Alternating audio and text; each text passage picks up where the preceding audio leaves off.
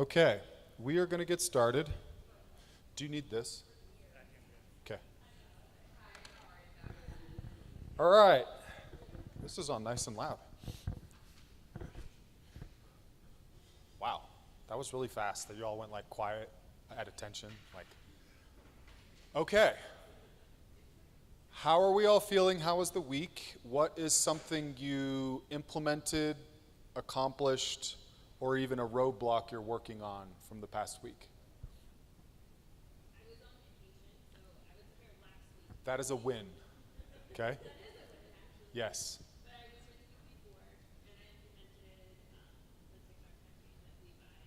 Okay. The follower campaign. Yes. Awesome. Oh, what's it called then? Okay. Okay. Okay, cool. Anybody else? Things you've accomplished, challenges, things you were good.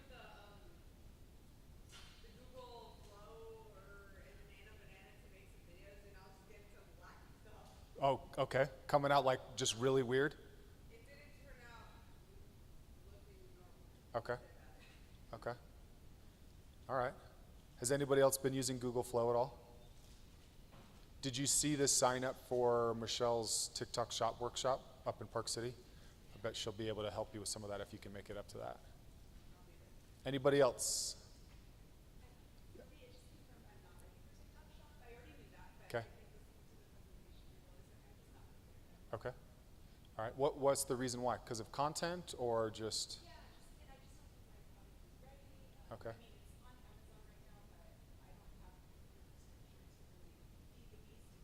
Right. Okay. No, I think that's smart. And I think the hard part is you always hear everybody talking about what all the channels you should be doing. You'll see people say they're running, what's the, App Lovin' is an example. It's like App Lovin' ads. Yes, you could run and jump into that, but it's often good to focus on where you're starting to get some traction and get that really grounded before you worry about getting everywhere or somewhere else. Joe?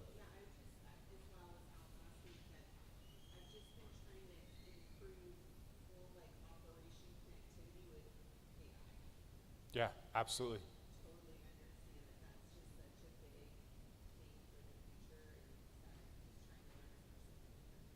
Yeah, I think the hard part with AI is you can spend a lot of time watching what other people are doing and thinking about what you could do with it. The thing that's been really helpful to me is actually just finding small things to start using and trying to automate.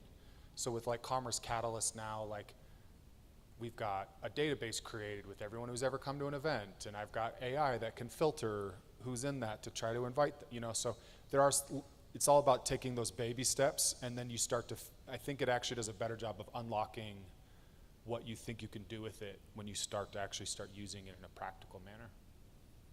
Yes?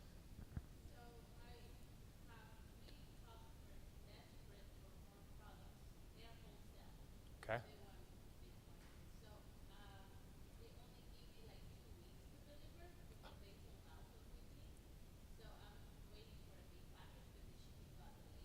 Ooh, that's awesome. That's awesome. Congrats. That's great. Anybody else want to share a win, a challenge, anything else? You're thinking about sharing something. I can see it on your face.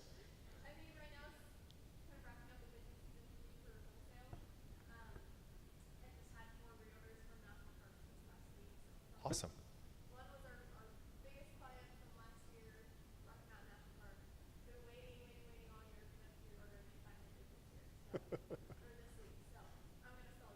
That's fantastic. I love hearing that. Okay, great. All right. Well, tonight, will we turn this down just a little bit? I feel like I'm super loud, but okay. I'm really excited for tonight, not only because I just know, I joke when people ask me about what's it like working in e-commerce. I like to say that e-commerce is just, for most people, the launch pad to get into retail. Like, no matter how much of a space it is and how amazing and strong it is, Amazon, TikTok, Shopify, all those things, retail is where the scale is at.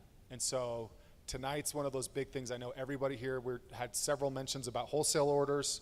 I'm really excited. A good friend of mine, Jeff Durham, the funniest story was years ago at a brandless party, they were giving out swag.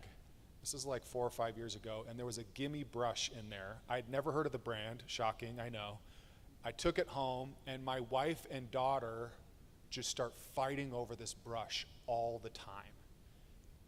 Finding it, who's got it, giving me it. Like, my wife usually doesn't get that mad at my daughter for taking her stuff. She's usually pretty chill.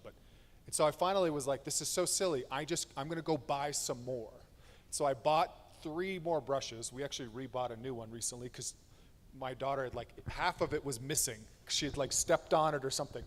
And then when I met Jeff, I said, oh, you're the brush guy? Like, this is amazing. You're a huge fan. But Jeff has been working in D2C, retail, CPG for 20 plus years now.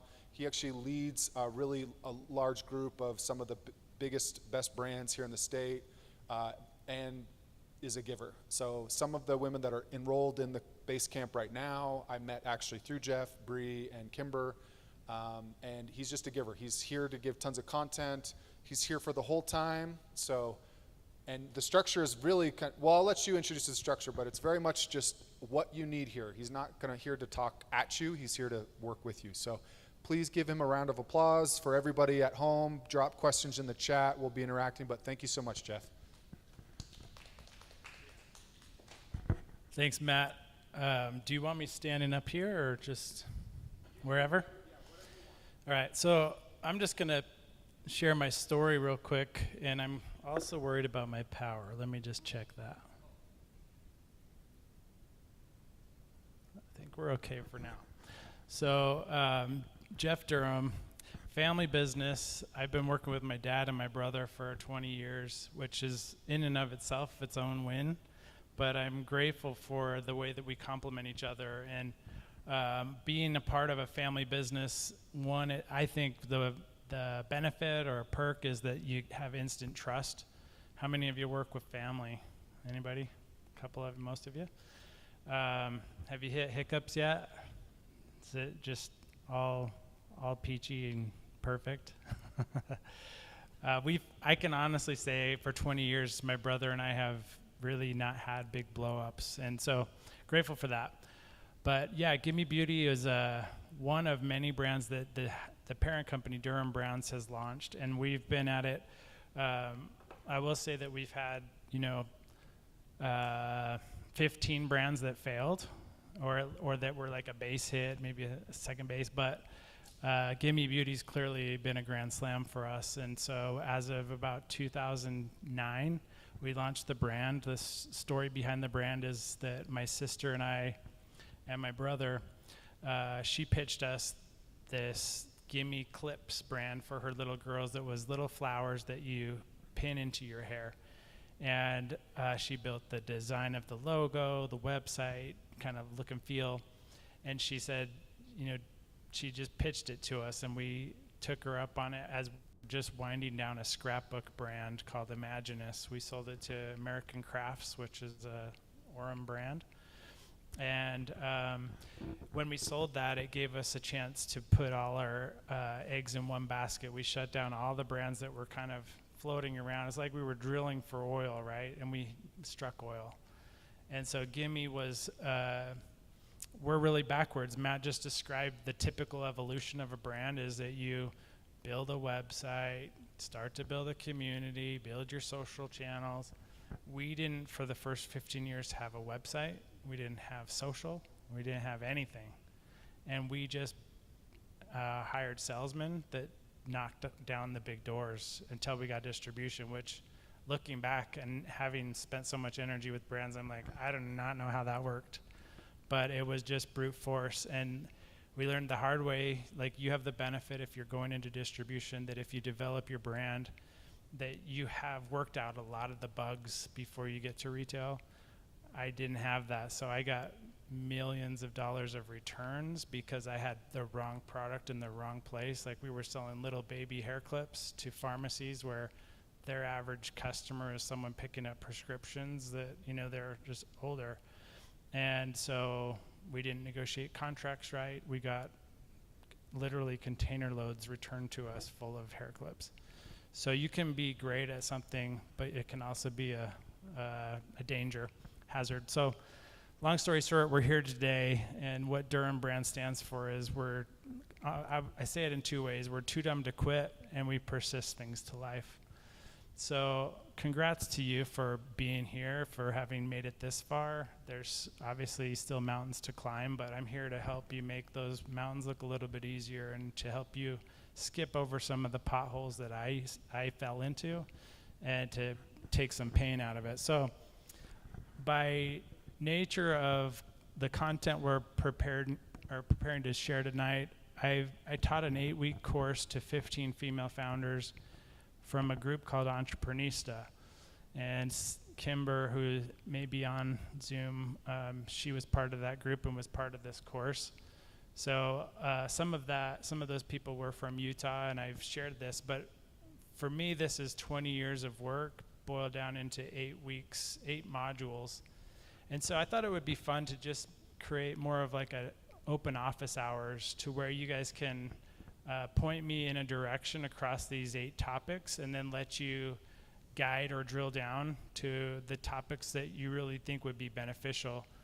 I've been to events and sessions where I'm like, I have this burning question and I'm waiting for it's like the topic is close, but I get to the end of it, I'm like, it didn't really solve my problem or give me the solution. So that's the hope, is that across these topics, so let me just outline what they are and then I'll let you guys kind of raise your hand and let's jump in.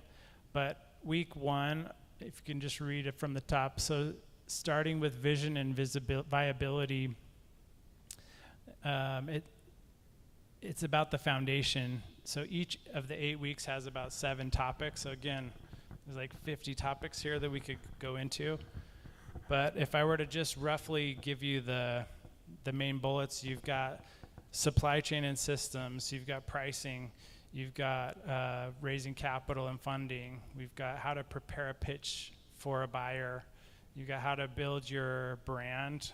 My favorite one was week 4, where you go through the brand pyramid and how you develop your tone, how you develop your competitive lane, so that you're not just bumping into 1,000 brands that are just like you, but kind of pull yourself out and be differentiated. But the others, as we go down to week 6, 7, 8, you have things like social, PR. I've probably worked with 20,000 influencers. I've learned what works, what doesn't work there. We've worked with TikTok shops and the evolution of marketing, and there's a lot to unpack there. So let me just kick it off with that question of, what are some of your challenges? And I'm good to even go one-on-one and unpack something for each of you. How do we interact with people online? Is there if there's questions in chat, just, I guess, maybe have them start dropping things in chat that would guide us. But for those that are here, I can visually just call you out and engage. So let me just start it off. Who's brave and wants to share a topic that may be of interest based on what you've heard? What are you stuck with, Joe?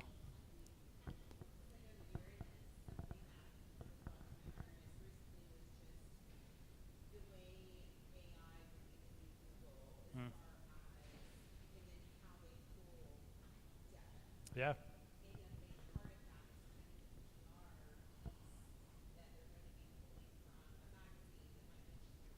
Mm-hmm.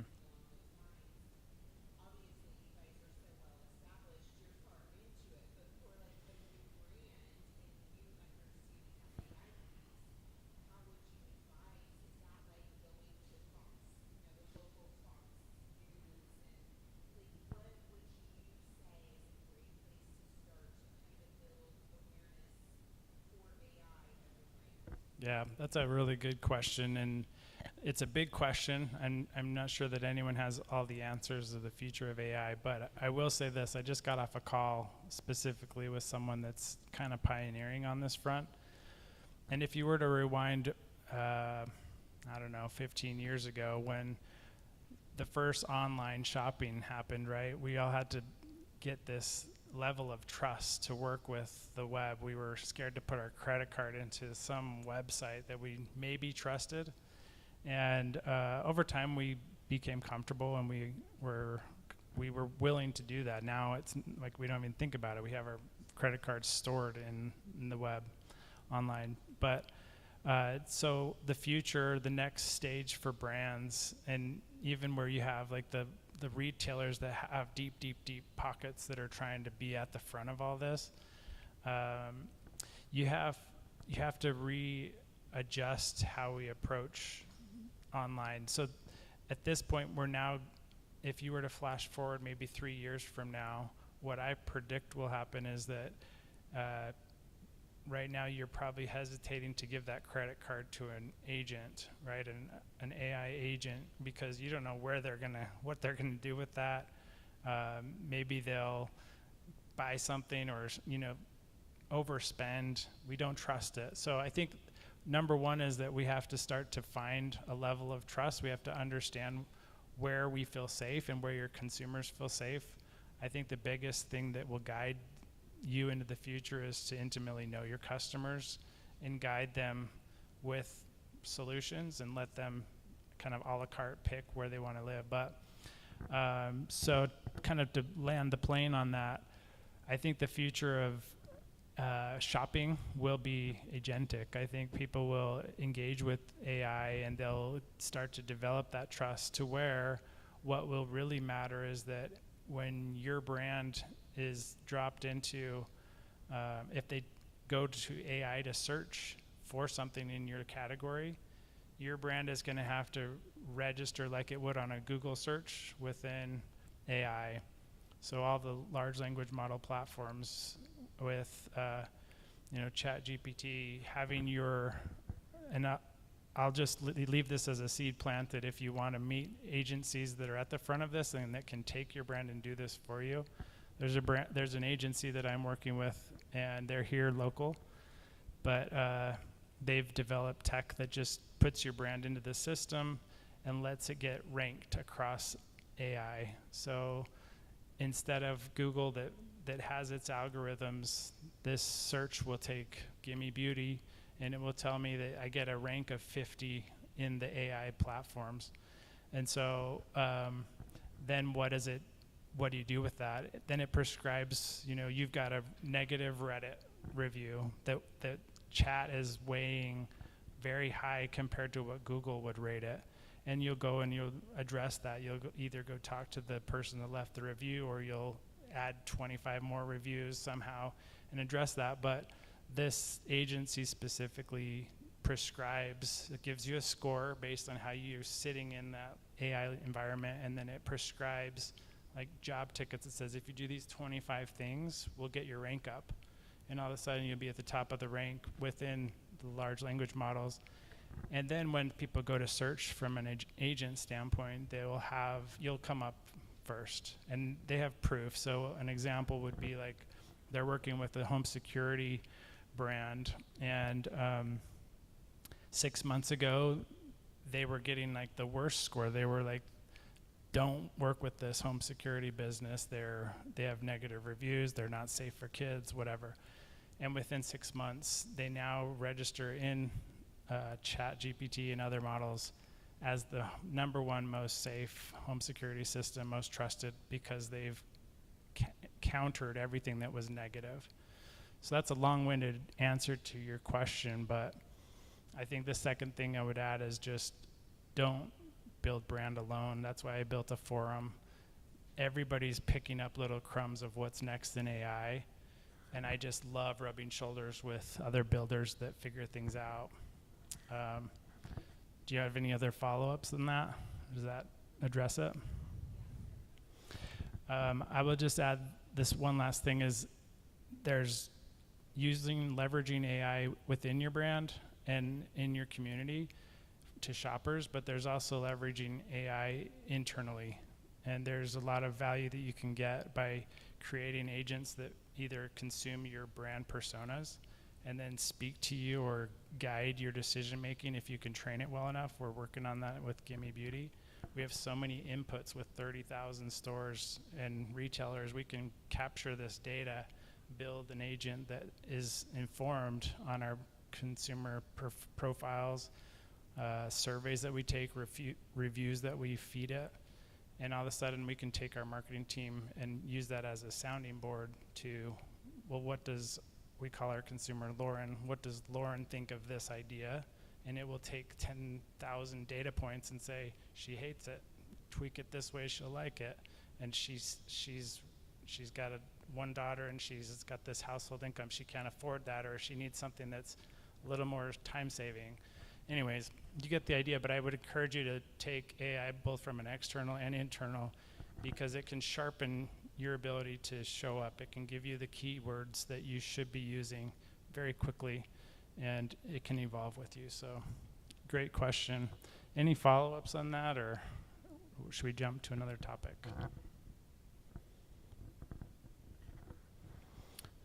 Anyone else using AI or have questions or wins from using AI? Let's start here. Yeah, how are you using it?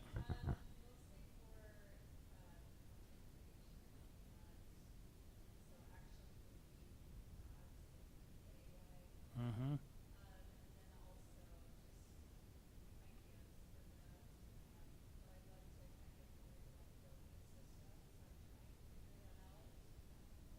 Yeah, love that. And can they hear online if they're giving comments, or should I repeat it? I'd just say, in summary, sounds like she's using it to build ads and creative, maybe social, but also looking for ways to incorporate it into systems, which is smart. I think there's a fine line, and I guess I would just caution using the creative, and I'm sure you're policing it, right? You have to do a kind of a quality check on where will your consumer, where do they see the line start and stop on acceptable AI usage? Like copy is something that they quickly catch up on or catch onto, and creative that looks overly produced or filtered.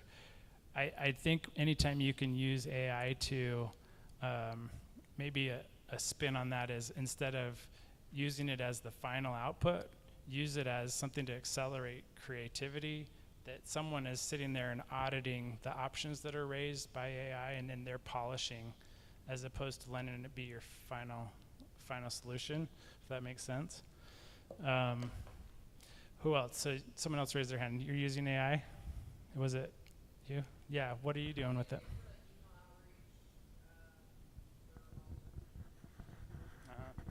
What's been most productive?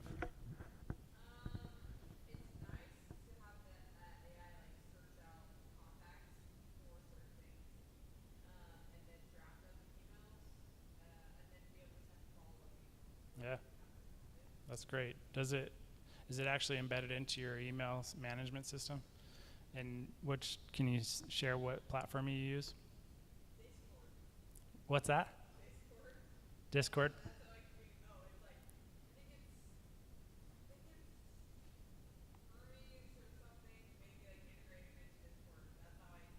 That's cool. So you're leveraging pretty latest technology to get to your users. That's great. Awesome. Well, I love that topic. It's a big topic, and I hope you'll continue to ask the questions, but share best practice with each other and leverage that. But in combination with what Commerce Catalyst does, we have a kind of retail distribution community called CPGX. And so I think comparing notes with people in retail, people in e-commerce, it's good to just learn, because there's just different levels of sophistication as you evolve across those spectrums. But thank you for opening up that conversation on artificial intelligence. Are there other topics? Let's see who else is wrestling something that's hard, and maybe we could get to a deeper topic. Yeah. Great. Yeah, let's jump in. What's your name? Angie. Oh, cool. Love it. Okay, welcome. Okay. Okay, so building systems for UGC and reviews. Um, let's jump in. So we've used, I feel like I've used every platform that's been out there. One of the tools we're using currently is called Duel, DUEL. Pretty expensive, but we have 7,000 ambassadors in it now, and it gamifies the idea of UGC creation. So if we have a drop, like I brought this as an example of what we do, but we just dropped a summer collection of hair products. It's called the Summer Days collection, and this is really big, so I'll use this. We do the science of hair type, so you can see how big that claw clip is, but this is designed for very thick hair and even really coarse or kinky coily hair. You could hold a lot of hair with this, but it's in a colorway that matches the season. It's on trend. But for example, with this dual system, we'll gamify UGC creation, and we'll drop into our 7,000 ambassadors and say, Summer Days collection's dropping. These are the things we want to see. We want to see Reddit posts, or we want to see TikTok shop posts, and we'll give you points or credits towards, free products or commission based on behaviors. And so this software blitzes out to those 7,000 people what the rules of this week's game are, and how you win, and what the prizes are, what the compensation is. And that's a way that we've gamified UGC. So within the platform, we have agreements that say anything created, we have forever evergreen rights to the content. So I can then go create ads with it. I can go republish it across social, and they agree to this. So let's drill into your question a little bit more. What are you looking for on UGC, or what are you struggling with?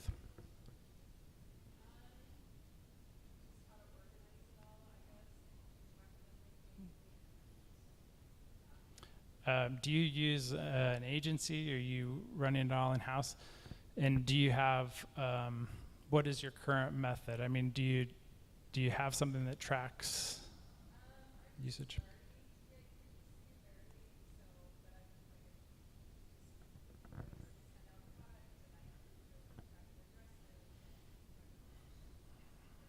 It's a lot to manage.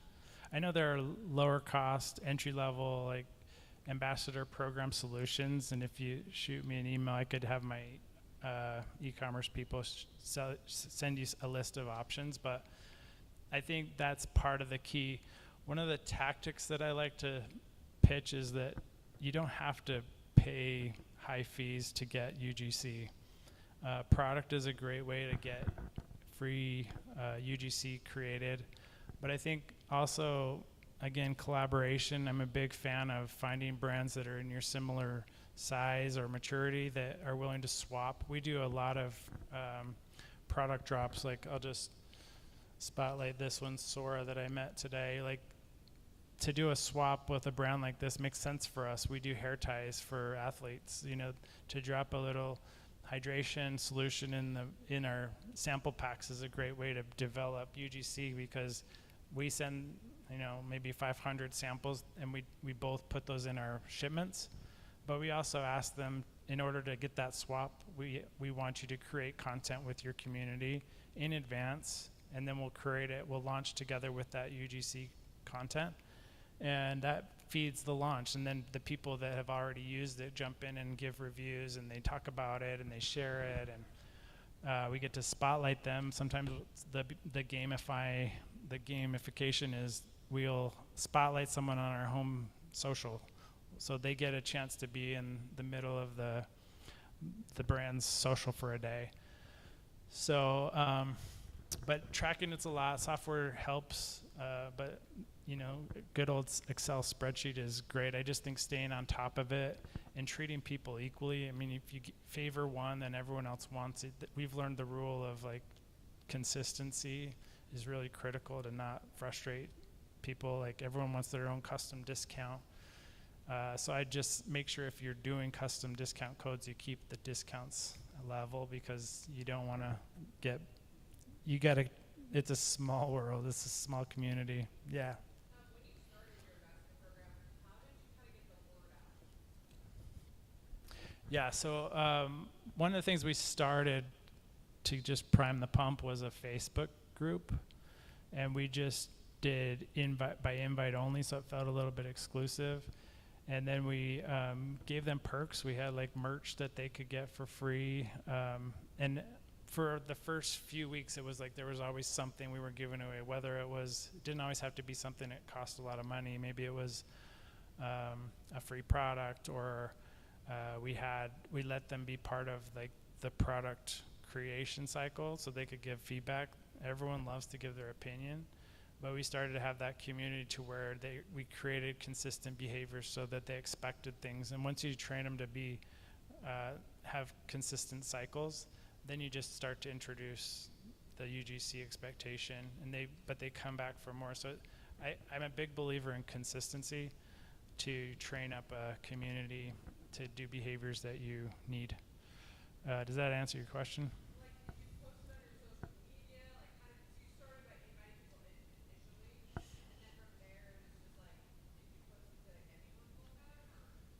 On the Facebook page, we were really quite open. What we were hoping for is people that were already active in our socials so that they would be like the raving fans. We did put rules in place that they had to do certain things to stay in there.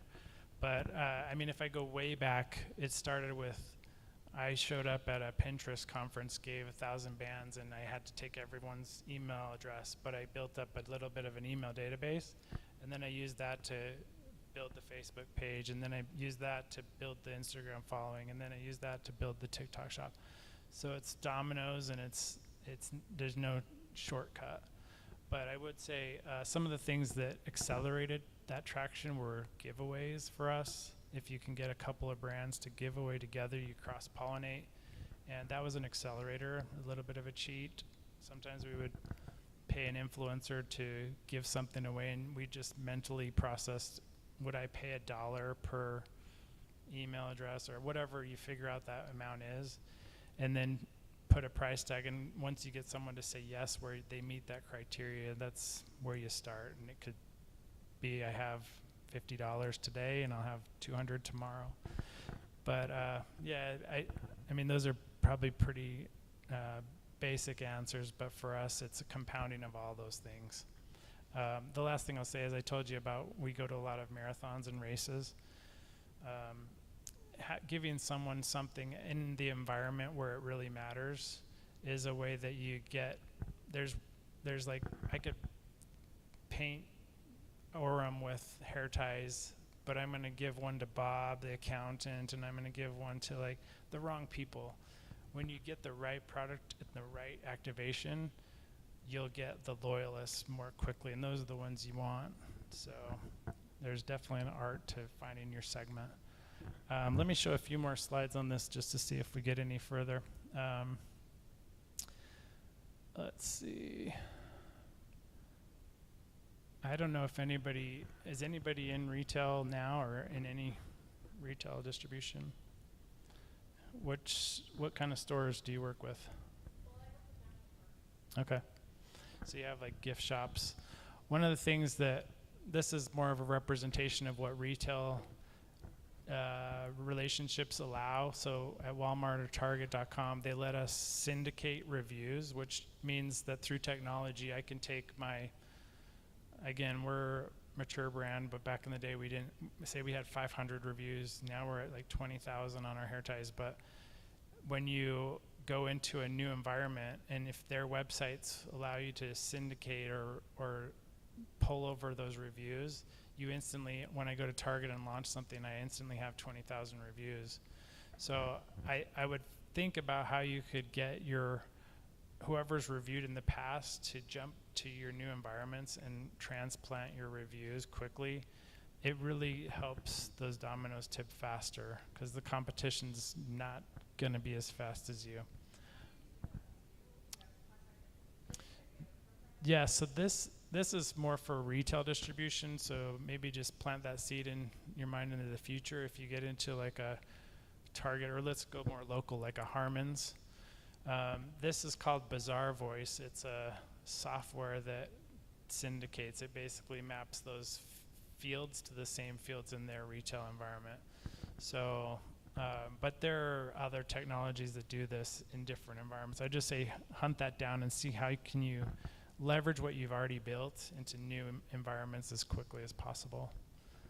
The last thing I'll share is PR boxes. I don't know if that's something you've done or would do, but again, if you can compound the value of a PR box with other brands, maybe there's something complementary and you combine like 5 products into a PR box.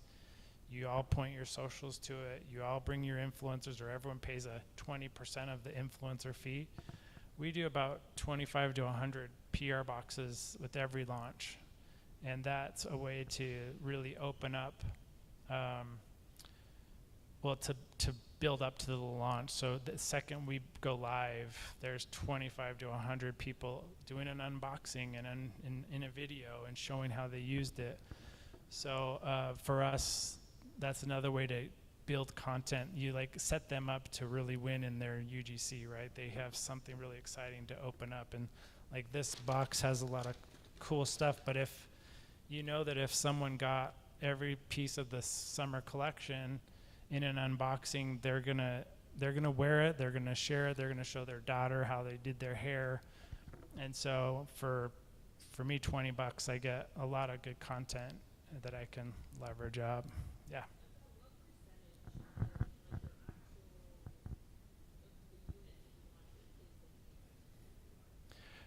So of the units that I purchase, how much do I give up? Mm-hmm. Yeah. For us, our minimums are about 2,000, so it's, maybe 10%. I guess that would be like 200. I guess it's closer to like a couple percent. But I would just say, what's critical mass? And again, if you can share costs across more brands, you can spread those costs. So maybe you can afford 10, but with 5 other brands, it becomes 50 because you all share a piece of the box cost, the shipping cost, and so you make your dollars go further. Yeah. Uh-huh.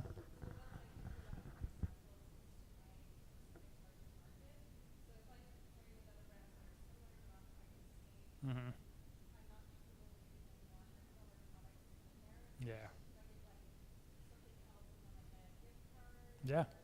What's your product? What's your product? Amazing. Yeah, I think that's a big part of what you can do is get creative. Maybe 10 of them actually get the product. Maybe 40 of them get a coupon, and 10 get I don't know, free stuff that's similar but complementary to the product. I think you just kind of shake it up, but I do think giving actual product to the right people in the right environments, it's worth it. Yeah. Mm-hmm.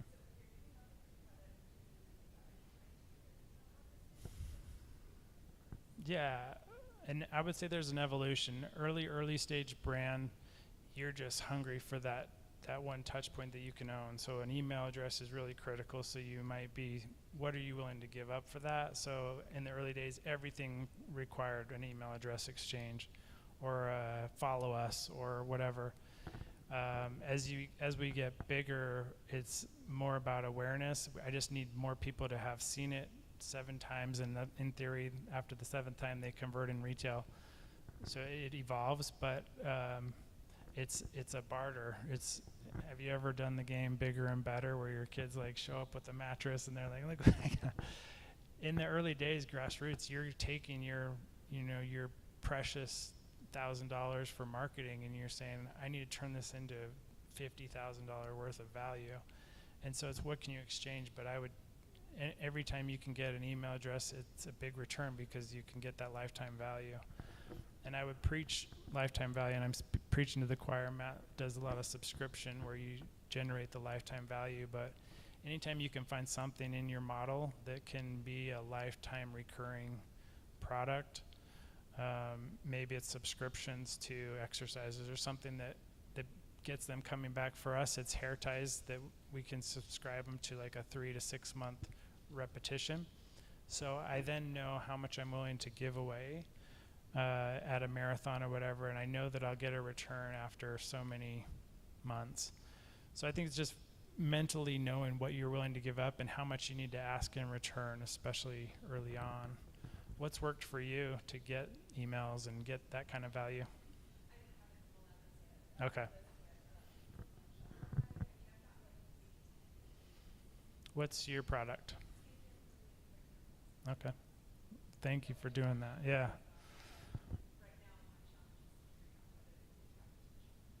I love it. I'll just shout out to anyone who does anything in women's healthcare. I really appreciate it. For my wife's sake, she just screams for people to pay attention to the biology of women. So thank you.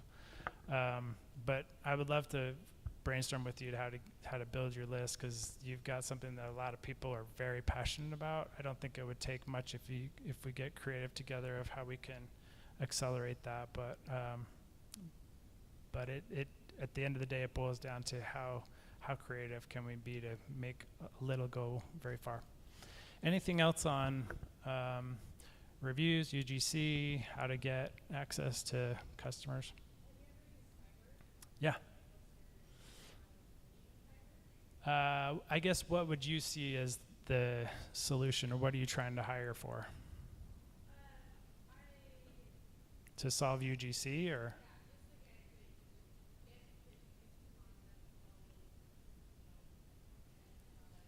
Mm-hmm. Yeah, I would say my experience with Fiverr or like gig economy projects is more to create, like I've used it more for web dev and stuff like that. But I would say the other thing we've used is there's something called like gig walks, where you can have people go to stores and take pictures or go buy something. We've used stuff like that. I have a new technology. There's a group that will, there's two that I'd pitch here. One is their technology has recruited thousands of people across the country, and they just ask them to do something like go to the store and buy something, or you can have them take pictures of a certain behavior, and they'll just pay a gig fee. And so I would love to introduce you. Maybe there's something in there that you could turn into what you're looking for, like have them create UGC. Again, sorry, what's your product again? Okay. And is that something that you can gift out, or are you looking? Okay. And do you use Fiverr to get UGC? Yeah. Yeah, I think I could provide you a couple of options related to that kind of pay to play type model, where you could say, if I give you this, will you give me UGC? So maybe shoot me an email, jeff@gimmybeauty.com, and we can send you some options. But it's tricky. I haven't used Fiverr, I guess, to be direct to your question. So when people ask me to, like, I want to leave a review, where is the best place to leave a review? Yeah. Review or Reddit or, Amazon or Let me just take a survey from the group. How many of you have put Amazon ahead of your own website at this point? One. So most of you are putting your website as your priority from an investment and customer capture. I mean, obviously Amazon doesn't give you your customer information, so it's tough. But I'm hearing more and more that brands, as they evolve, are pushing most of their ad traffic to Amazon because it's easier to convert. But I think as we evolve as an economy and as a culture, we're just going to whatever we trust the fastest and whatever will get us something instantly. So I think Amazon is where we've started to push reviews, because that's where our ad dollars are going. So I guess I would just say if I were back in the early days of, I just got to train up a community and have a heartbeat.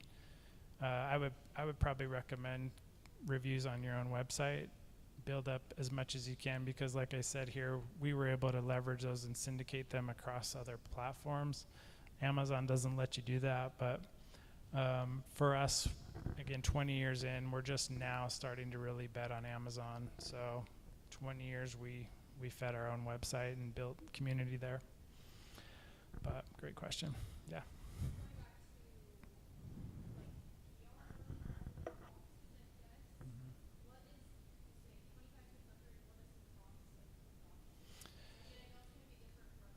Mm-hmm. Okay. Yeah. So again, our stuff's low cost. Hair ties cost pennies to make, but we sell them for like $12. So so if I look at my raw costs, to print a box, we've gotten it down to where we've got a printing firm that will do a run of a couple hundred at a reasonable price. I would guess you're really stretching my.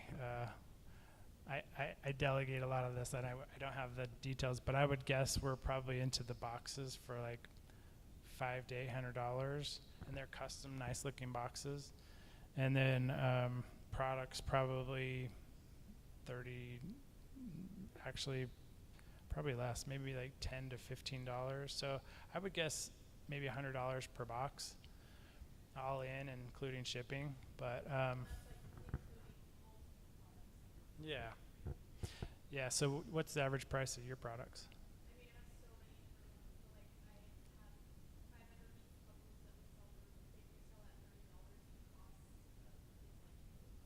Okay. So I would think you could, if you really like drill down to like bare bones cost, you could probably get into it like for $50. But again, if you could get another brand to co-author that box with you, it cuts it in half or a third, and then all of a sudden it's a $20 box, and you're just part of it. So, good question. Yeah.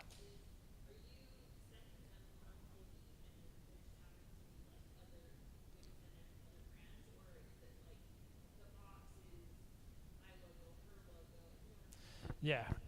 Uh, Obviously, it comes down to intentionality. If you pick a brand that your consumer is going to go like, "What in the world is this? I got a hubcap with my hot dog or whatever." There, you gotta understand your consumer to the point where they'll say, "Oh my gosh, how do they know I love this chapstick too, and I love this earmuff or whatever?" And all of a sudden, it makes sense, and the brands are cohesive. So we're really intentional. Does it fit the brand? Does it fit the look and the brand color and voice and tone? Like we're really fortunate, but we did a Dutch Bros collaboration. We got to do a PR box, and we had this beautiful, cool yellow box with the windmill on it, and then the Gimme logo. And just to say, the consumers got it. They're like, "Oh, they get me. I love my coffee and I love my hair clip." But let's just for fun think of a brand, each of you, a brand that would be like natural fit. This would be a perfect collab. Who has an idea? There are some in this room I'd like to call out. I have a women's fitness hydration brand. We have a women's Athletic. and we have right. So there's those you three. I feel like we should collaborate. Pretty natural. Who else can think of one that's not in this room? Or even if it's aspirational, it may take a minute to get there. Yeah. Amazing. And again, if you need help finding those, I love to be connected and connect people. But if you have a brand, you're like, I would love to drop them in this box. Let's find a way to get them, and maybe get some other brands that we know that pull a little bit more weight. Do you know like Momentous? Like they're a cool brand. I've gotten really close with Erica as the president, but you call in some favors, and you ask, please, can we drop this in as a little insert or something, or you show up at an event together and you give out the samples right next to each other.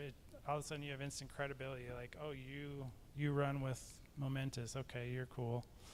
The athletes that, they have their credibility. They work with athletes. So anybody else shout out a brand that would be an aspirational or a logical fit?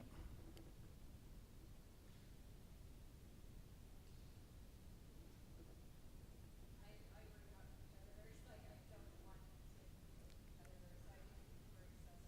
Yeah. Yeah, probably not competitors. I get that. But yeah, you can always think through, like, if you know your persona well enough, like, who's your brand persona, and you say, like, they love to go to the movies, they love to shop at Ala, they love to go to the beach. Like, all of a sudden, you can connect those dots. It doesn't have to be that it's competitive. It's they love this scent, or they love these candles, or they love. So get creative and think through what would they, if they went to a party, what would they bring? How would they dress? What would they wear? What's in their car? And start to build that box to complete their persona. Okay, let's jump to another topic. I want to see if we can jump around to a few. Let's zoom back out here. I'm going to go to week 4, and I hope there's some interest in this one just because I think it's really high value. So how many of you feel like you see 1,000% clearly how your brand should show up in the world and disrupt? How many of you feel you feel like you're there pretty much? Can I use you as an example? So let's walk through this, and this is more of a game. I'm not going to put you on the spot, but this is called the Jungian archetype wheel, and I think, Joe, we've gone through this, right? This is where Gimme Beauty fell on this chart. We appeal to the everyman or every woman. It's all about belonging, and we're about exploration and freedom. We're about unlocking potential in women that are in their careers and they want to achieve their dreams. So the combination of the two, we're not so much North Face brand, we're about a woman on a journey to prove herself, and that's her journey. So between those, we tell stories about women that do really hard things and they conquer. We did a big video campaign about the first Native American professional soccer player, and she wrote a book. She did a lot of things that were really special, and we told her story, put her on a platform, and let people see this is a gimme girl. So that's our lane, and we live it really ferociously. But we don't have competition that lives in that lane. So we're not developing a brand to replicate and copy someone that already exists. We have a lane that we see very clearly we can own without a lot of competition. So let's take your brand for a second and let's walk through this wheel a little bit. So you've got these brands on the outside, and they all have a position. Like Old Spice uses a lot of jester, humor, and kind of witty content. You have like the, let's see, Outlaw, Rebel would be like a Liquid Death or a Harley Davidson. They're like living on the edge and they don't listen. They break the status quo whenever they can. So if you had to pick, and I know it's quick thinking, but where would your brand fit on this wheel? Nike. So Hero, do you use a lot of athletes or professional images to say we're credible? I just mean that's like your aspiration. That's where your brand would show up. And could you pick a secondary if you had to? Or maybe where do your competitors fall? Either one, as long as it's like a piece of the pie.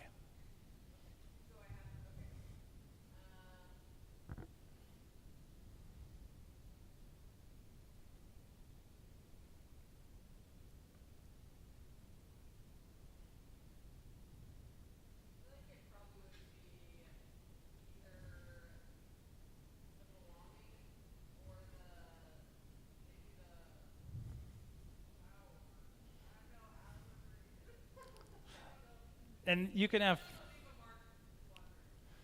I think you can have 3. It's just you got to own them well. But let's go through, like, Power. Do any of you know like Day Hair? They're like the pink tube of. Okay, so they live in this space where you go into their world that's like cactus desert, and every time you open the box, you feel like you've escaped to this oasis in the desert. But same with Disney, you go into their world, and it's magical. Every piece of it is dialed, and so it's a tall order to pick that one because you've got to paint this environment every time you show up. But let's go down this one for a second. So say you're belonging, which I agree, it makes sense because you're in women's hydration. There's this sisterhood of like, no one gives us our specific hydration solution. So now I'm part of someone who gets something customized to their needs, right? That makes sense to me. Let's see if anyone else would be brave enough to pick. Where do you fall?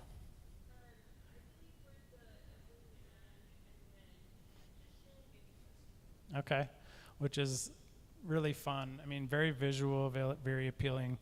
And I've seen some of, if I remember right, some of your attire, like really cool patterns and visuals, right? So I can see that like magician makes sense because you're building a whole vibe. Like people enter your world and they feel like, oh, I belong here. I'm not part of that. I'm part of this world.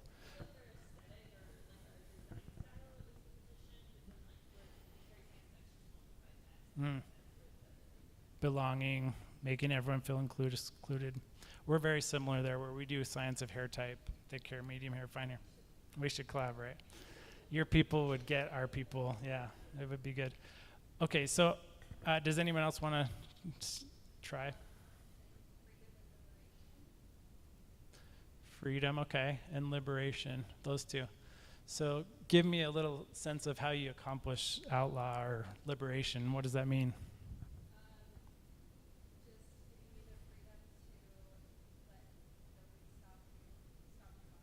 Mm-hmm.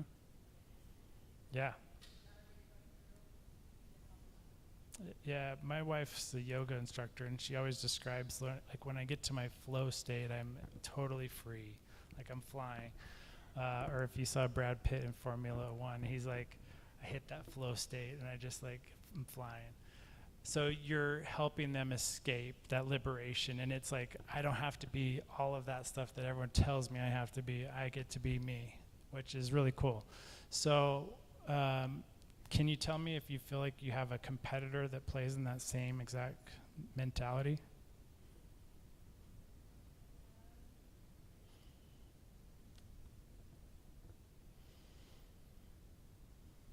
I mean, maybe they dance along that, but the question I would have is whether they do or not, to know that, and then to pick a secondary that sets you apart. So the idea is if my competitors live here, I want to live here, and my secondary is here, so I differentiate and I find a lane where I can stand out and own it. So mapping competition and knowing how they show up is really critical because you're going to spend a lot of energy, and if you're just going to be exactly the same after all that work, it's going to be so hard and so expensive to stand out. So I would just challenge you. What would you say was your second one?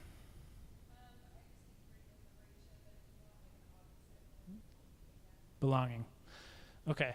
And then I think it's just how do you do that uniquely, like to that point of like customization, and how do you help them feel seen in a way that no one else does? They feel like they belong. And I think period care, that's a pretty big differentiator that says you belong and we accept you as you are and we embrace women's biology and whatever. So great job. That's amazing. Anybody else? I think this is a great exercise.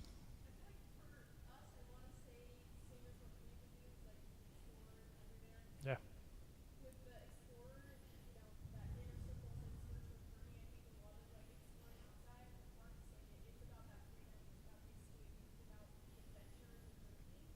Yeah.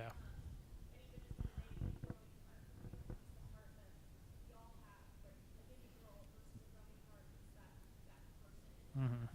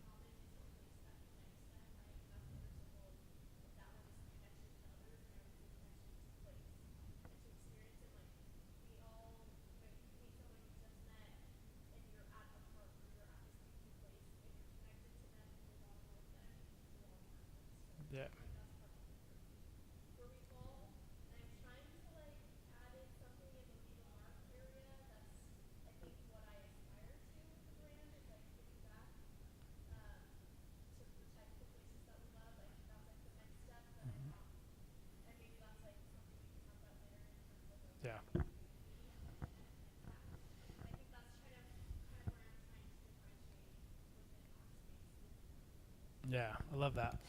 So I guess to summarize, just know very clearly what you want to own and know that this is a long journey. If you're going to spend 5, 10 years on a brand, don't pick the lane that everyone picks. Find something that lets you stand out and then own it. I'm going to double click here and just say, what if you zeroed in on that RV person really well? You understand that consumer so well. You go live in an RV for a year. You go do everything they do, and you start to see what they care about so much that when you send your ads and you message them the right way and you show up in the moments where like they will totally get this message, or that's how you break through, is that you see them at a level that the competition will never get to that. But because you see so clearly where they show up and how they show up, when you show up in exactly that right way, they'll be like, take my money, you deserve it. And that's what we've done. Is I can tell you how many times I've told the story of a woman in power and showed her that her hair type is special and that she's beautiful and she's confident, and just everyone in the room just bursts into tears because they feel that she's seen and they feel the journey that she's been on and they want to be part of that community. They'll wear our hair ties for life. They will never change their hair ties because they felt something.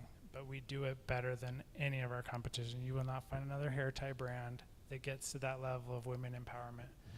And so however you show up, whatever your lane is, be like intimately aware of all the nuances and show up in exactly the way that your ideal consumer shows up, and let your products be designed exactly to those tastes. Okay, I'm going kind of long. So I'm gonna. What's the time check? Or we go to 20 minutes? Let me zoom way out then, because I want to make sure. Does anyone have a burning question of something they're just like, I can't get past this? Yeah. Yeah, that's okay.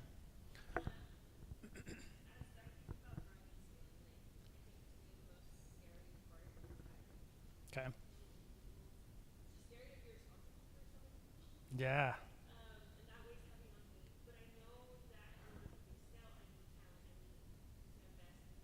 Yeah.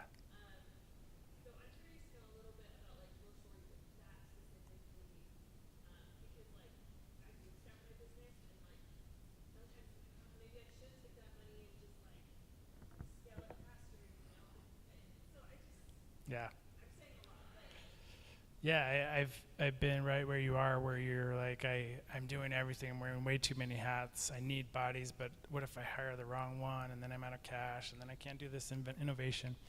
So I don't have a slide to relate to that, but I will just say I've just come into something that's been really game-changing for me from a staffing standpoint. I recommend a book called Traction, and it's by, I believe, Gino Wickman, but there's a system that they use, and 40,000 companies have leveraged this system. It's called the EOS, Entrepreneurial Operating System. And what it does is it has a people analyzer tool. And what you're trying to do is design an ideal org chart. Say, I'm going to just throw out a 5-year org chart. If I was 5 years in and I hit all my goals and I'm, let's just say, I don't know, $20 million brand, this is what the org chart would look like. And I'd be happy to sit down with you and build that with you. But get to where you're in your ideal state when you're managing that. And then you can back out into the 1 year, 6 months, first hire. But what you want to do is take, how many people do you have now?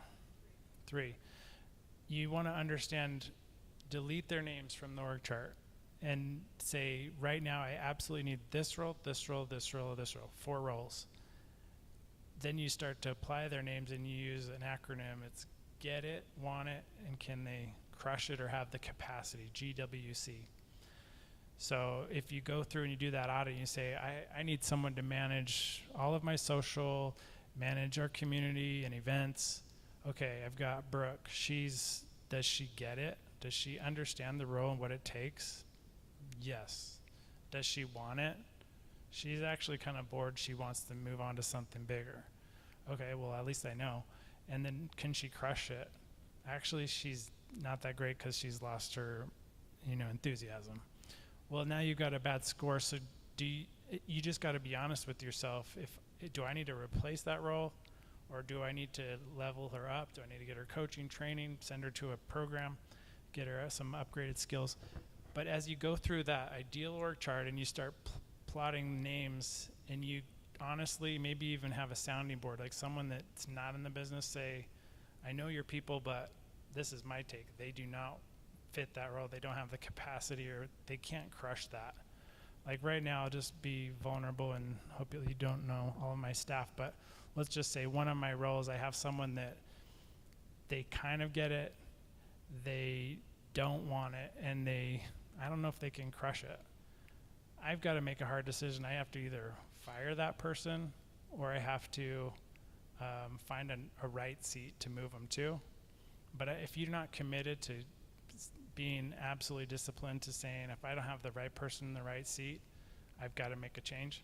So I would just say that exercise, build with the end in mind and work backwards. And then figuring out who you have that fits, then you can move forward. The last layer, there's 3 layers. The last layer is culture values. If you don't have culture values clearly identified, somewhere between 5 to 7 values, you should rate, maybe you have a tie break. You have 2 people that could do the role, and maybe they're really good at 4 out of the 5 culture values. The other person's like barely scraping by. They don't hit 4 out of the 5 culture values. Those are the layers of criteria that I would use to assess. But if you were to pin me down and say, okay, what do I hire next? And that's the question you want to answer tonight. I would say if you've got 3 or 4 bodies, you better have operations really dialed. I would put most of my first money into an operations person. You got to have social and credibility, someone that can show up to whatever you're doing, whether it's online, digital, or in real life. You got to have someone that covers and speaks the brand at least close to how well you do. If they can't, you're probably the best one to cover that until they do. And then the third I would say is a lot of the rest you can fractionally hire, fractional accountants, fractional production, video, all that you can do fractional. The one hat that I wore for a very long time in the early days was I was the best salesman with my brother. I did every sales event, every trade show. I was the voice. So you can't really give up that sales for a while. But what would you say is your biggest unmet role right now? I think it's social. I mean, we show up every day. Mm-hmm. The job gets done. I just don't think it's what I wanted. Because I think, again, if we go back to the archetype, Yep. like magician being one of ours, like I feel like we could do so much more. Let's do that quick analysis. Does that person get it? Did they understand what it takes to win in that?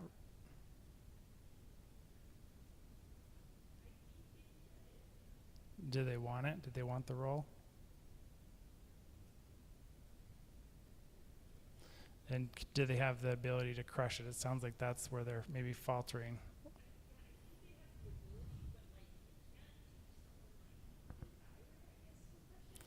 Yeah, well, and social is an art form. You can't just expect someone to be Leonardo da Vinci just because they want it.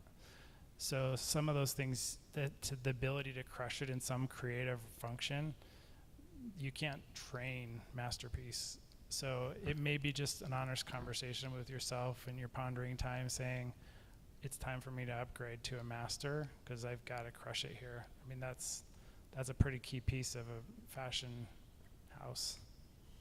So those are the hard calls, and I'm at that moment where I've asked all of my leadership team to hold me accountable. If I ever say wrong person, right seat, I have to have hard conversations because you spend so much energy. You don't deserve to have, D employees. You need A plus or at least A minus or above, and you owe it to your stakeholders, to yourself, to your time to have an A team. But that's a really good, hard question. How many of you are wrestling with that? Just what's the next hire? Yeah, you're feeling the strain. I would just say that the last piece is if you give yourself milestones, say, I know I need an ops person. I can hire them when we hit 500,000 in sales or 100,000 in sales, but I can't wait to get there. And then you're going to eat, sleep, and breathe that $100,000 to get yourself the right to hire that person. Give yourself the challenge of some short-term goal that says, I can unlock the first and second hire at these milestones. But really good, hard questions. Got maybe time for one more.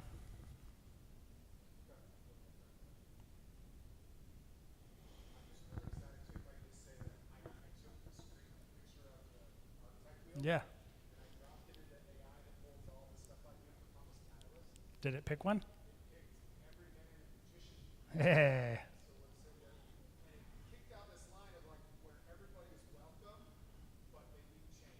That's so cool. Look at that. You were unlocked today. Big potential unlocked. Hey. Well done.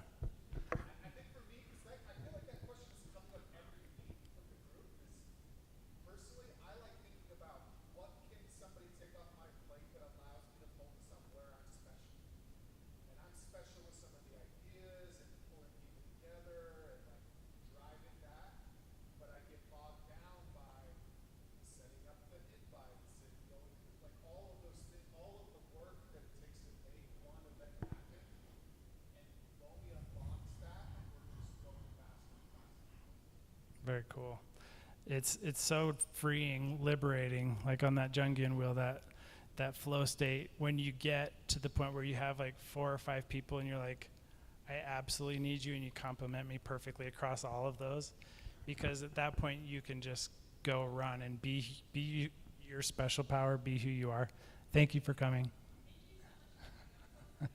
You're good. But I think you owe it to yourself to get to that point where you say, I'm surrounded by people, and they're my complements. They're not redundant. And you can't afford to have a lot of redundancy. So, okay. Anybody else? You got a question?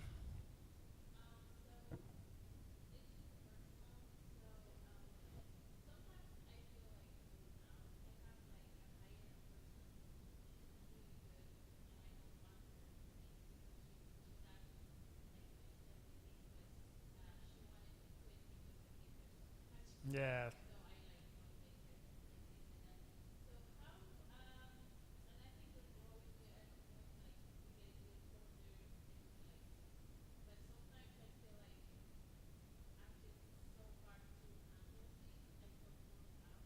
Yeah.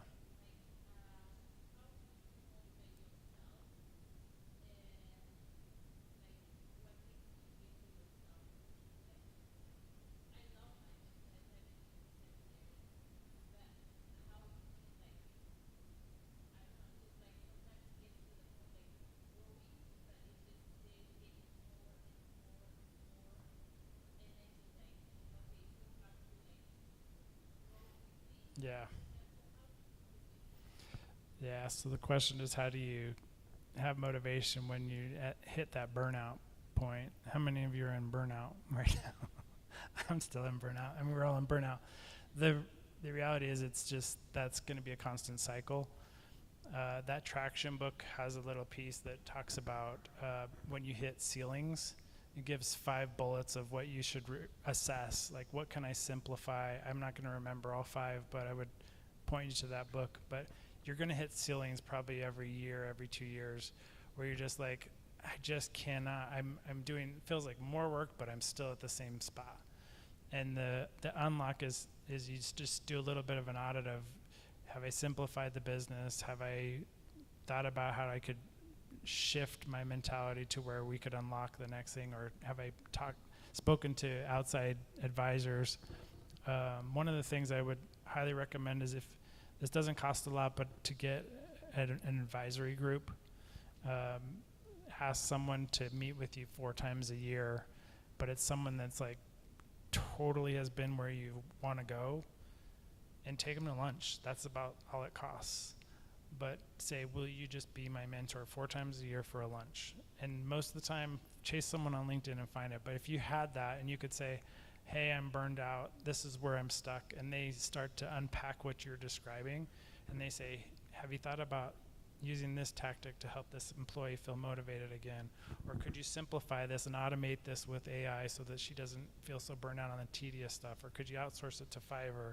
And could you simplify? But I think it's just having a system to where you can reassess where you're at and break through those ceilings over and over. The last thing I'll say is kind of back to the Jungian will is you got to have a mission. I mean, I would say some brands, they will never have a mission, and that's fine. But if you're a person that that is in that burnout cycle, if you have a mission that you deeply care about, the pain of not accomplishing the mission feels worse than the pain of the grunt work, the stress. And I'm in that mode right now where I'm like, my mission matters to me because I'm showing my daughters like what women can do. The pain of looking at my wife and daughters and saying, I let you down today. We did not help women, or this year we didn't do as well as we could have. The pain of that is harder for me to accept than the pain of like having to burn out and do an all-nighter to get the board deck ready or something. So how many of you feel like you have a mission that energizes you? Look at that. Every one of you does. Good job. Can you be vulnerable and share what's your mission?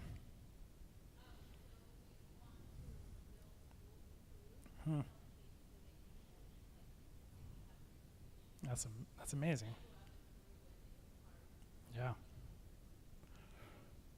Maybe we could help each other. I like to unlock potential in students too. So, so again, it's like, how do you reactivate that in your brain? What if you said once a month you have a child of the month, and we review what that kid's need is every day in the morning. We say, you know, Jose needs this extra backpack, or I don't know, I'm overgeneralizing, but if that mission becomes real, like tactile, that everyone in your group can grab that handle and say, we got to do this for him, for this girl that wants to go back to school, and you help them see that, you preach the vision regularly, you start to feel that energy, and it feeds itself. I think people start to feel optimism when they feel that the mission is so important.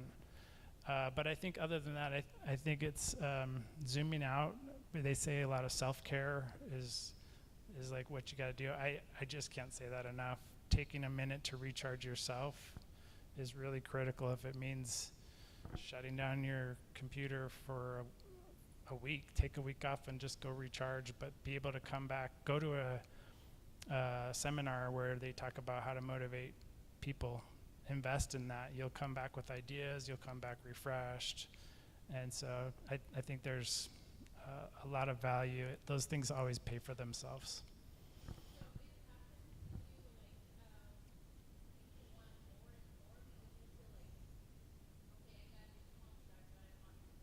Mm-hmm.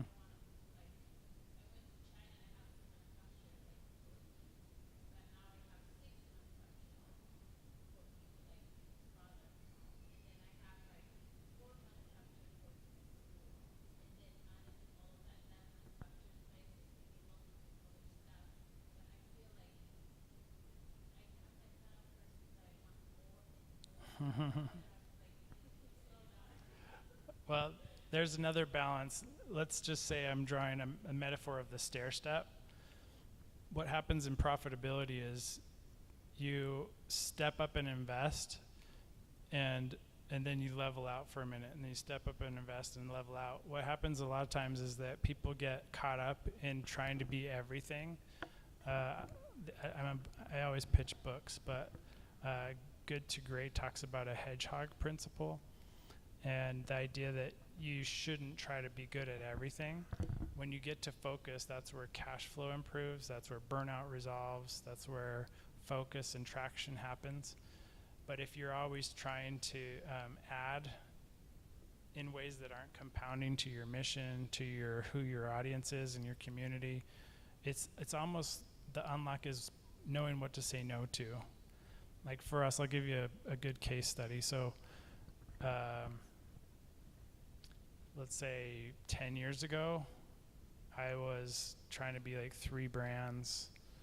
We spread our budgets thin across so many things. One of my advisors came to me and said, just put everything onto Gimme Beauty. And I had to say no to like a couple $1 million opportunity with one of my other brands. I shut it down. I shut everything down. I went after Gimme Beauty. In your world, it might be maybe we only do Peru manufacturers at the moment and do it really well and sell those really well. And then we'll go back to these others. But stabilizing around a focus to where you get to high cash flow and you understand your consumer better, and everyone in your organization is saying the same things over and over. That's where we started to make money. That's where we got into 30,000 stores. And I can tie it back to that exact moment where we said no to a lot of things. We started going like this. So knowing what to say no to is really critical. And again, you owe it to your team and to yourself to find the balance through focus. Well, great questions. Anything else? Yeah.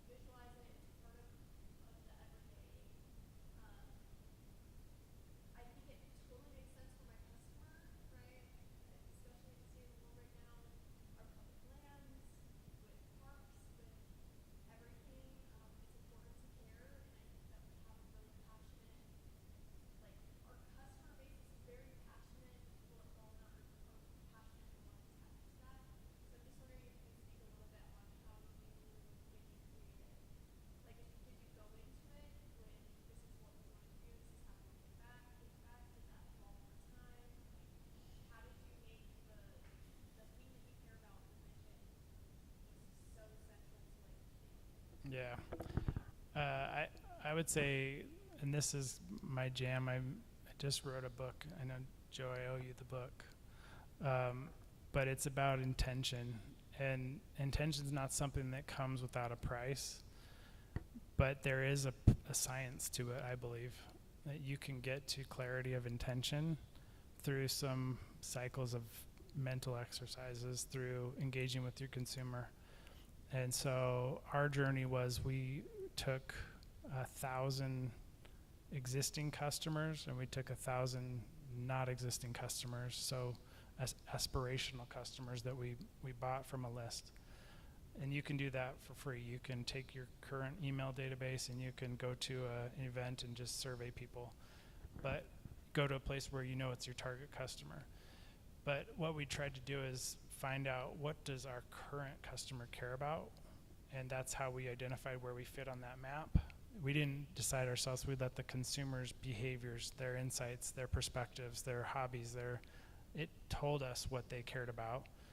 And then we took the aspirational group and we compared it and we said, if we want to be in target and this is the target customer and these are their attributes, did they map to our current core customers? So there was a little bit of a comparison of desired customer and existing customer, and there's usually a gap if you know it well.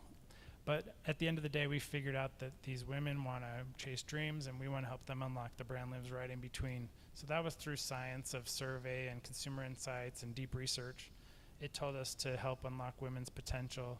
Where it became real for me is that I had, for myself but also my team, I had them start to identify with a woman that was totally stuck.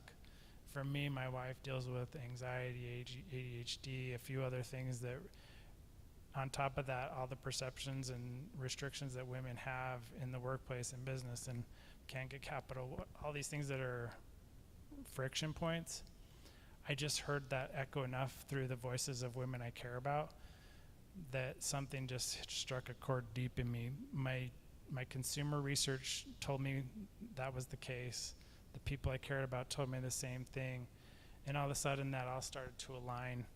I mean, it was a happy occurrence that everything perfectly aligned that way, but it was easy for me to identify that that fit something that was extremely personal. And I could send you all the digital version of the book, but it walks you through how do you get to that clarity step by step. I built a mobile app now that walks you through how do you find your core values, how do you find what you're passionate about, and how do you align that to a mission. It's not an easy process, but once you nail it, like if you would like die before you would fail that mission, when you arrive at that state, your brand will explode, because you'll just stand on a platform and people will be like, whoa, that person, I could feel the energy of whatever you believe in. Your employees will feel it, your customers will feel it, and it will catch fire. But I would just say, let's try to pull that out if I could. Do you mind? So describe to me a moment in your brand journey where you felt the most fire related to what you're doing. So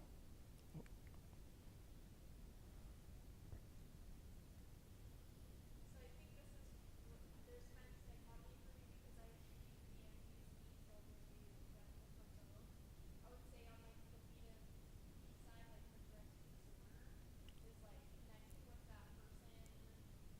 Like I've heard these stories of like this person said my first time going to a national park and I experienced this and it like I stood at this viewpoint and I was just in awe and like covered in like throughout the chills and Mm-hmm. I was there with my dad, like my aging dad, or I was there with like this person or whatever, and I went home and I never wanted to forget that moment.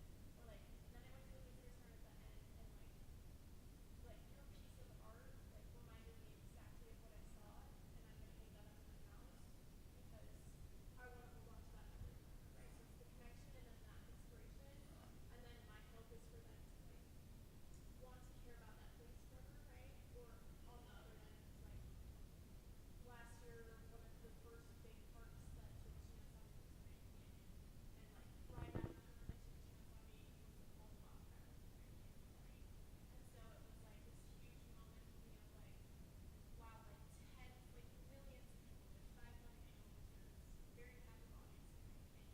And I'm like walking in and seeing 4 sections of my product. And they're seeing this amazing place, they're wanting to connect with that, they're wanting to take that home. And then me being able to know I'm working with a nonprofit partner and like all of the money they're making from this is going back to taking care of a place that like normally I would read the news, like see that some of the pictures of fire and feel helpless, but knowing like what I do actually matters to go back to a place where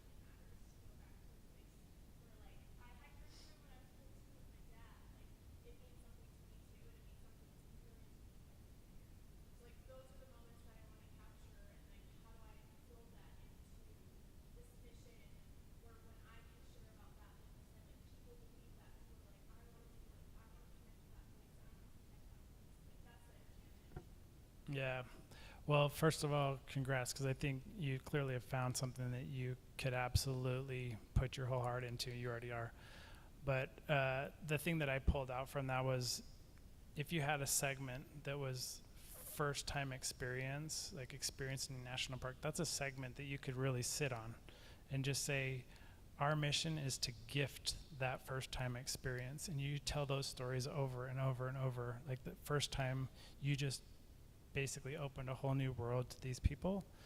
And that's part of your mission. And you could capture that, but also share it back to your community. Like, look at Susie just saw Grand Canyon for the first time. This person just saw Glacier National Park in the blue water, and she cried, whatever. But it's creating segments that you sit on that let that repeat over and over. So that fire, you're feeding that fire like almost daily, hourly. And the more you can zero into what that moment is, you can replicate. You can find the triggers that keep pulling that nerve, that cord. So, but you have to find it personally, and every person in your organization is going to find it a different way. And so it's if you have culture committee or HR, which is probably just you right now, you have to sit with those people and find those exercises where you say, hey, we just got this story came, and let's share it to the whole group and let's experience it together. and you have to find excuses to keep feeding that fire. But the more you get zeroed in on what those key moments are and you can replicate them, you got to find the magic button that makes those things happen on repeat rapidly. Anybody else have a moment where they broke through and found their mission? A fire moment?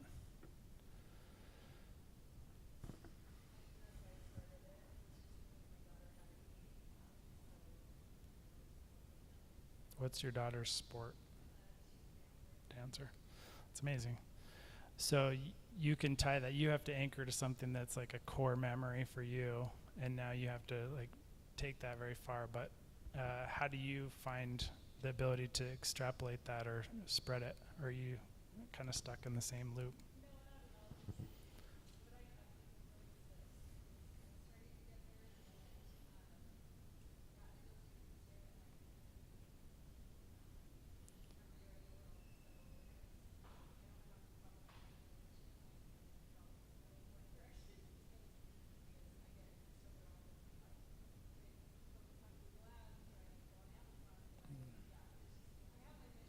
Yeah. Well, it's a big. Yeah. You've unlocked a big part of your momentum.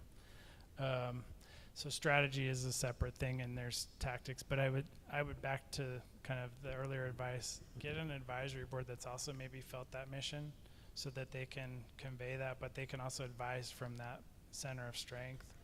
But if you want to brainstorm on people we could bring into your advisory group that would advise, saying, I'm an expert on digital. I can say, do this, don't do this, spend this ratio of spend here and there.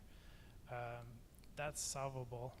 But if you get the mission and you attract those advisors that have the same fire, that's what will spread through your culture.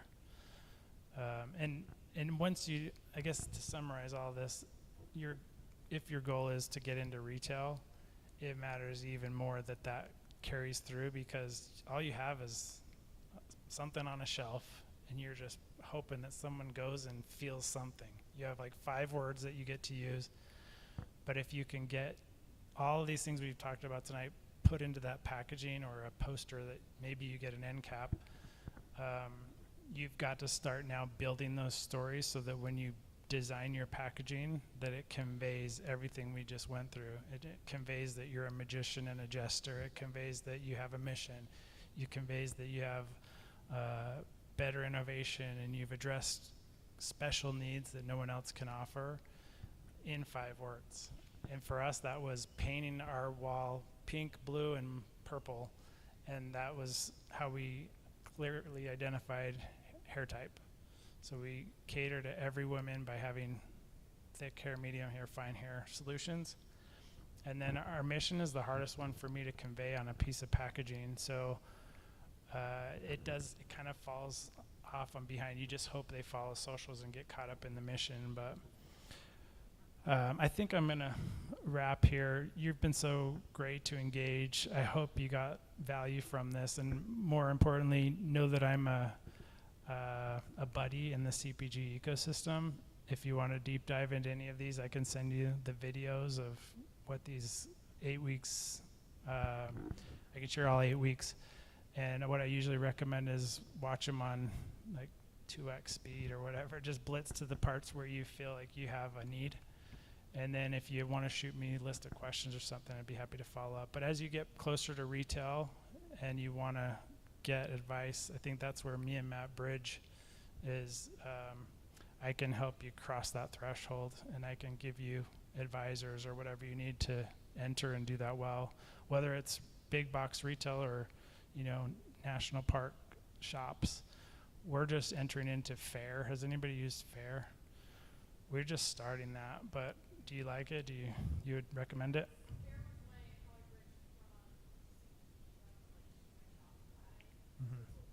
Yeah. Yeah, so those are the stepping stones. Yeah, those are the stepping stones. So we could build a whole roadmap of how do you tiptoe towards it. But anyway, thank you so much. I would like each of you to just pick from this before you leave, take some of our summer collection on your way out.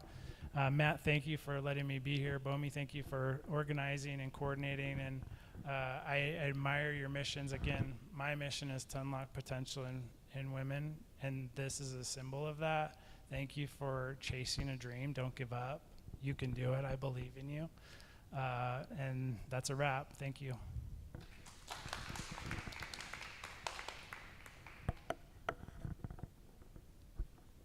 It's so funny, Jeff. We've had similar experiences. Mine was being a 37, 38-year-old dating in Utah, and every single woman I met was some of the same themes over and over and over again. I was raised by a single mom, so it's like that's a lot of what drives me and why we're doing this. So, okay. So thank you again, Jeff. And as you said, everything you said about helping and being helpful is completely genuine. That's why I just love partnering with him on stuff. So just as a quick review for agenda, next week we're doing paid ads with Rachel Ricks. So different paid social, whether it's Meta or other platforms, she's going to be here talking about that. And we have just, I think, originally the first couple of weeks we were cramming in 2 sessions at a time. I think as you've noticed the last few weeks, it's actually just really nice having one speaker, one topic to worry about. So that's what we're going to keep going. And then the week after that, we are trying to decide whether it'll be in person or virtual, but we're going to do one on finance and pitch decks. So, because that's kind of one of the reasons you're all here is the pitch competition happening in August. And that will, unless there's one more topic, that will probably be our last session on, I think that's the 8th.